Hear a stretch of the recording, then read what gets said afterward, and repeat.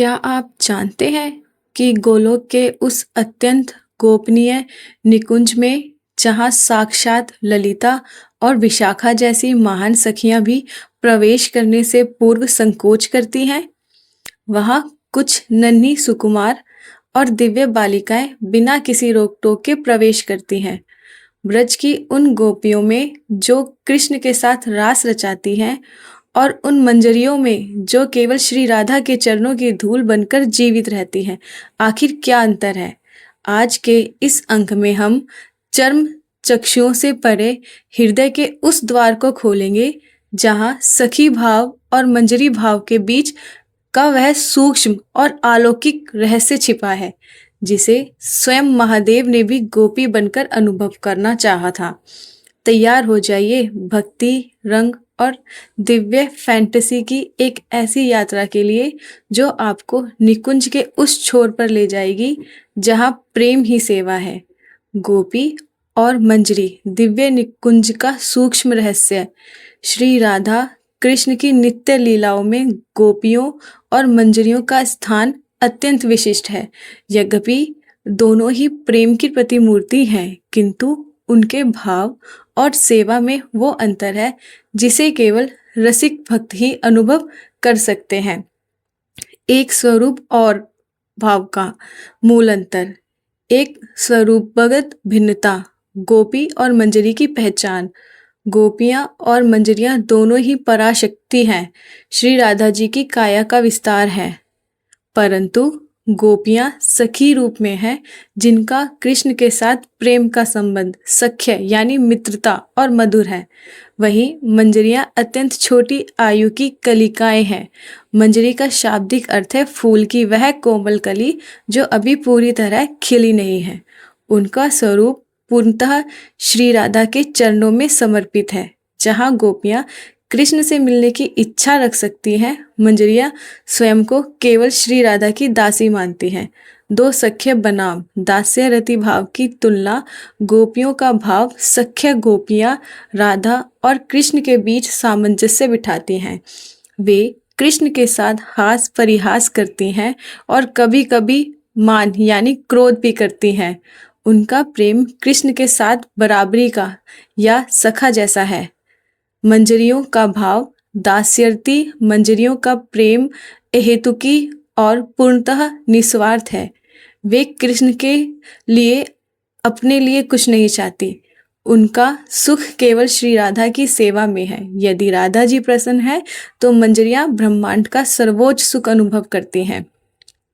3. श्री राधा की कायोव्यूह श्री अंग का विस्तार। गौड़ीय वैष्णव दर्शन के अनुसार मंजरियाँ श्री राधा की कायोत्पन्न शक्तियाँ हैं। वे राधा जी के हृदय के भावों का साकार रूप है। जैसे शरीर का कोई अंग स्वयं के लिए सुख नहीं चाहता बल्कि पूरे शरीर के लिए कार्य करता है, वैसे ही मंजरियाँ श्री राधा के सुख के लिए ही जीवित रहती हैं। वे राधा जी की परछाई की भांति हैं जो उनके हर सूक्ष्म भाव को बिना कहे समझ लेती है। 4. नित्य सिद्धा और साधन सिद्धा का रहस्य। नित्य सिद्धा वे आत्माएं हैं जो अनादिकाल से गोलोक में भगवान की सेवा में स्थित हैं। वे कभी माया के बंधन में नहीं आई। साधन सिद्धा वे महान भक्त जिन्होंने अपनी कठोर साधना, गुरु कृपा और निरंतर मंजरी भाव के चिंतन से गोलोक में गोपी या मंजरी का स्वरूप प्रदान किया है। मंजरियों की उत्पत्ति का रहस्य श्री राधा की विशेष कृपा में छिपा है जो साधक को अपने अत्यंत निकट रखती है। 2. सेवा और अधिकार का क्षेत्र। एक निकुंज सेवा का एकाधिकार गुप्त सेवाएं। निकुंज के अत्यंत गोपनीय कक्षों में जहाँ ललिता और विशाखा जैसी प्रमुख सखियां भी प्रवेश करने से हिचकिचाती हैं, वहाँ मंजरियों का बेरोक टोक प्रवेश होता है। क्यों? क्योंकि मंजरियों में स्वख की गंध भी नहीं होती। वे राधा कृष्ण के मिलन के समय उनके आभूषण संवारने, जल लाने या पंखा झलने जैसी सेवाएं करती हैं। उनकी उपस्थिति राधा कृष्ण के एकांत में बाधा नहीं बनती, बल्कि वे उनके मिलन की परिचारिका बनती हैं। 2. तद भावेच्छा रति। केवल राधा सुख मंजरियों की भक्ति का सर्वोच्च शिखर है। तद भावेच्छा इसका अर्थ है कि कृष्ण को देखकर उनके मन में मिलन की इच्छा नहीं जागती, बल्कि वे ये देखती हैं कि श्री राधा कृष्ण को देखकर कितनी सुखी हो रही हैं। श्री राधा के मुख पर आने वाली मुस्कान ही मंजरियों का सर्वस्व है। वे कृष्ण कृष्ण के प्रेम को राधा जी की आंखों से देखती हैं। 3 अष्ट सखियों के अधीन मंजरियों का संगठन नित्य निकुंज में एक दिव्य व्यवस्था यानी हायरार्की है।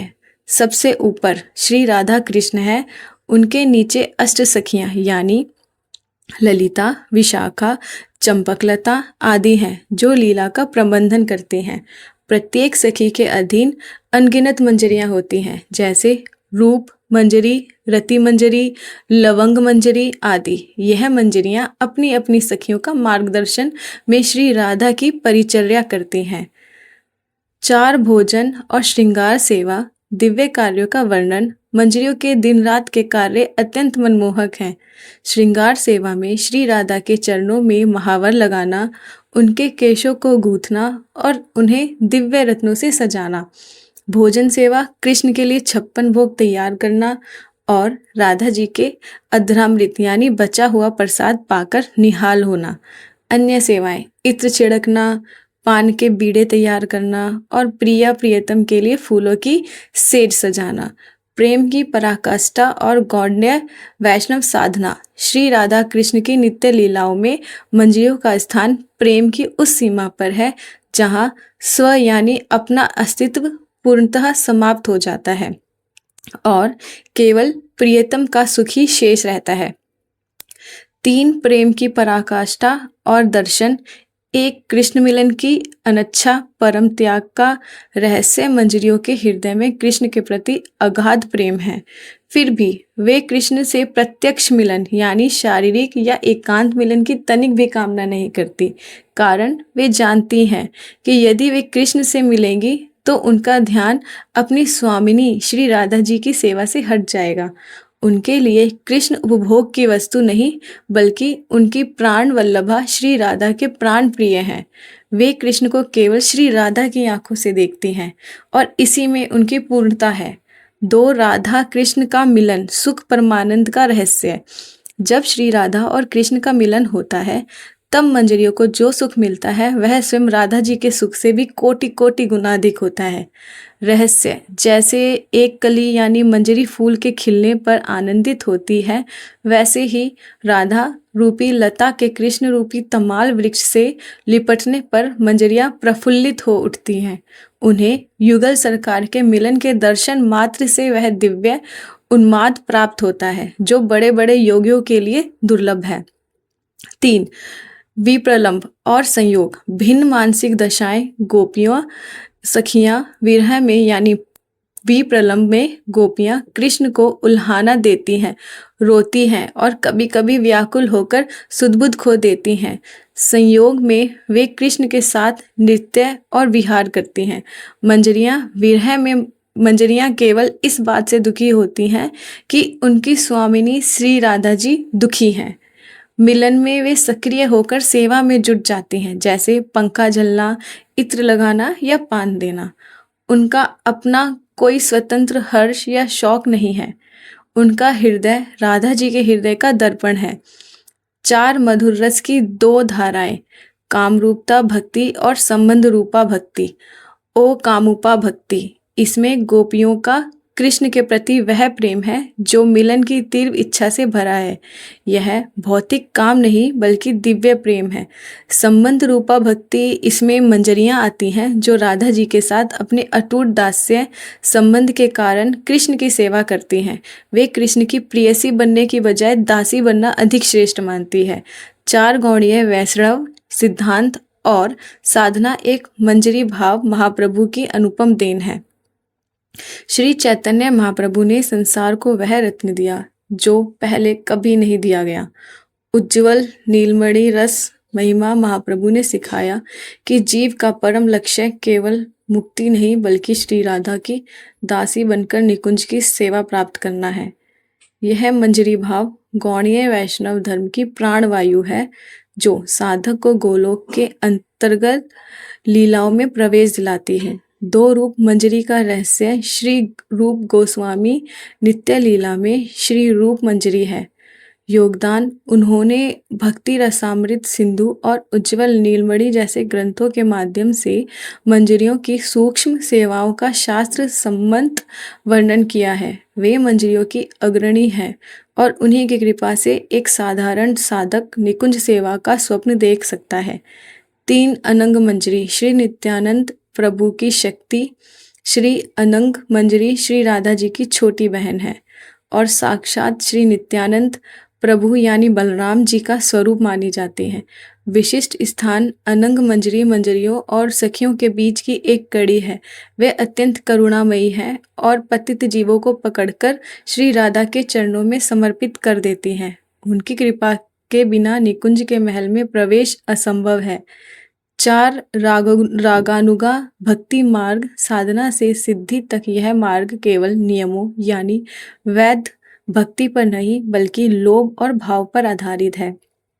यात्रा साधक अपने अंतःकरण में एक सिद्ध मंजरी स्वरूप का ध्यान करता है। वह मानसिक रूप से निकुंज में प्रवेश करता है, श्री राधा की सेवा करता है और धीरे धीरे उसकी देह बुद्धि समाप्त होकर मंजरी देह जागृत हो जाती है।